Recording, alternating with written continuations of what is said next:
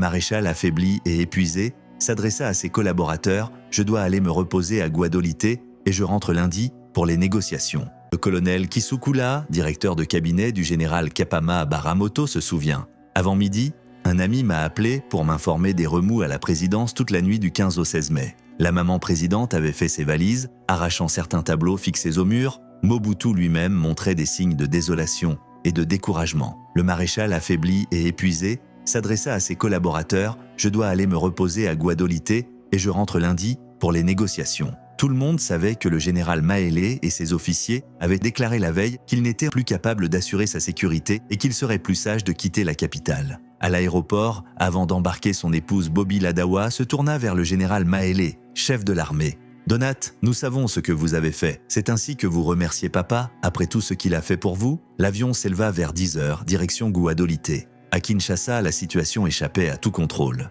Likulia, qui espérait hériter du pouvoir, se retrouva vite dépassé. Le général Nzimbi, chargé de la garde présidentielle, traversa le fleuve pour Brazzaville à 13 heures, abandonnant ses troupes. Le général Kapama Baramoto quitta le pays pour l'Afrique du Sud. À Guadolité, Mobutu restait silencieux et distant. Depuis sa maladie, il avait parlé très peu et cette fois, il semblait presque muet. Sa famille attendait des directives qui ne vinrent pas. Les domestiques venus réclamer leur salaire furent retenus pour des tâches habituelles jusqu'à 6 heures du matin le samedi 17 mai. À 15 heures, Mobutu demanda qu'on lui apporte des arachides et du maïs dans sa chambre. Tard dans la nuit, il répéta sa demande. Ses contacts avec sa famille restaient limités. L'homme qui avait régné sur le Zaïre pendant plus de 3 décennies paraissait désormais fragile, souffrant et saignant. Dans sa résidence propre, Kosia réunit le personnel affecté à son service pour marteler « Mes enfants, nous sommes dans des difficultés que je ne peux pas vous expliquer. Nul n'ignore que la situation que nous vivons devient critique. Il était même question que nous n'arrivions pas jusqu'ici.